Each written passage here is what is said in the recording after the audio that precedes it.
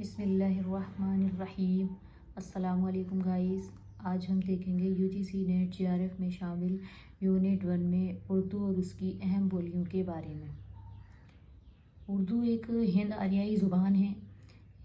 اس کی نمود بارگی کسی خاص وقت یا لمحے میں نہیں ہوئی، وہ اپنی موجودہ شکل اختیار کرنے سے پہلے مختلف مراحل سے گزری۔ آج اس کا شمار دنیا کی چند ترقی یافتہ اور کثرت سے بولی جانے والی زبانوں میں ہوتا ہے۔ اس زبان کا تو ایک معیاری لب و لہجہ ہے جو ادیبوں اور اہل زبان کے قائم کردہ اصولوں اور معیاروں کے مطابقت کے نتیجے میں شکل پذیر ہوا، لیکن مختلف اسباب و عوامل میں کی وجہ سے زبان کی معیاری لب و لہجہ میں تبدیلیاں ہو جایا کرتی ہیں۔ انسائکلوپیڈیا بریٹانیکا میں بولی کی تعریف اس طرح ملتی ہے کہ کسی ملک، ضلع، برادری، سماجی گروہ، پیشہ ور لوگ یا شخص کی زبان بولنے کا ایک مخصوص طریقہ بولی کہلاتی ہے۔ اس طرح بولی زبان کی بدلی ہوئی شکل کو ظاہر کرتی ہے۔ اس تعریف کی روشنی میں یہ بات واضح ہو جاتی ہے کہ بولی زبان سے قدرے مختلف چیز ہے۔ دونوں کے درمیان پائے جانے والے رشتے کو واضح کرتے ہوئے ڈاکٹر گیان چند جین لکھتے ہیں، بولی اور زبان کا رشتہ وہی ہوتا ہے جو ایک وفاقی حکومت اور صوبائی حکومتوں کا ہوتا ہے، یعنی بولی کا تصور زبان کے بغیر نہیں کیا جا سکتا۔ اس طرح زبان کے فارم میں تبدیلی کے نتیجے میں بولیاں وجود میں آتی ہیں۔ زبان کے فارم میں تبدیلی کے مختلف اسباب ہو سکتے ہیں، لیکن اس میں علاقائی، لسانی، سماجی اور پیشہ ورانہ عناصر زیادہ اہم ہیں۔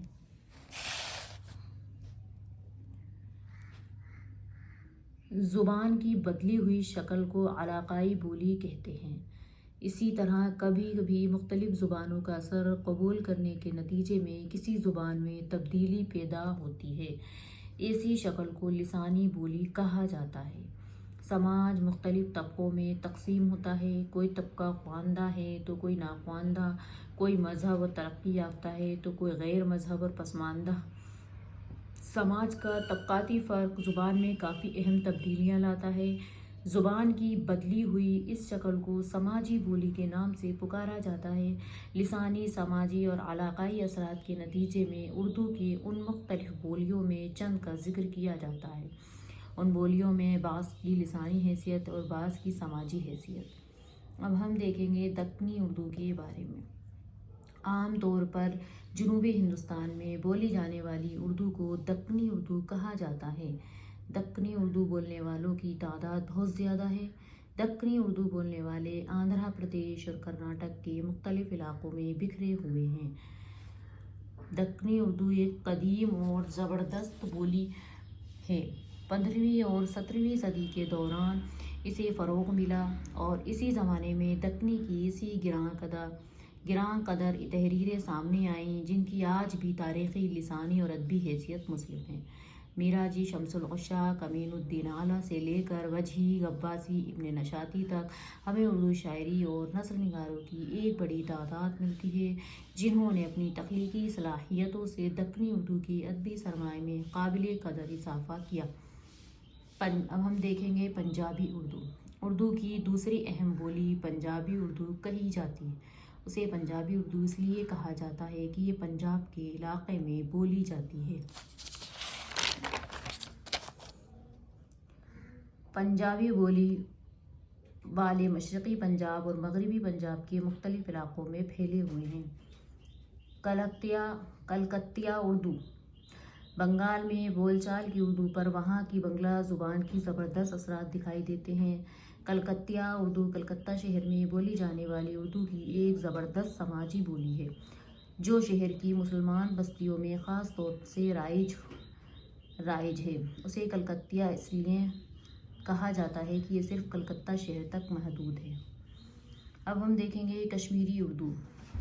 صوبہ جموں کشمیر میں اردو مختلف لسانی ماحولوں میں بولی جاتی ہے۔ ان میں لداخی، ڈوگری اور کشمیری بولیاں ہیں۔ ان تمام بولیوں کے اثرات اردو زبان نے قبول کیے۔ اردو پر پڑنے والے انہی مقامی اثرات کے بنا پر ہم وہاں کی اردو کو کشمیری اردو کے نام سے پکارتے ہیں۔ اب ہم دیکھیں گے کرفنداری اردو۔ یہ بولی دہلی کے ان علاقوں میں بولی جاتی ہے جسے کبھی شاہ جہاں آباد کہا جاتا ہے۔ یہ بولی دہلی کے شہری علاقوں میں جامع مسجد کے اطراف کے علاوہ ان محلوں میں بولی جاتی ہے جہاں مسلمانوں کی آبادی اچھی خاصی ہے۔ بالخصوص مزدور پیشہ باسیوں کی زبان کرفنداری ہے۔ یہ بولی ایک طرف تو سماج کے ایک مخصوص طبقے سے متعلق ہے تو دوسری طرف اس پر مختلف طرح کی سماجی دباؤ بھی پڑے ہیں، اس لیے اسے اردو کی ایک سماجی بولی کہا جاتا ہے۔ ویڈیو پسند آئے تو لائک کریں، شیئر کریں اینڈ چینل کو سبسکرائب کریں، اور اگر کہیں غلطی نظر آئے یا پڑھنے میں تلفظ میں کہیں کمی نظر آئے تو آپ ہماری اصلاح کر سکتے ہیں۔ پلیز کمنٹس کر کے بتائیے کہاں غلطی ہے۔ ہم بھی آپ کی ہی طرح ایک طالب علم ہیں اور سیکھ رہے ہیں۔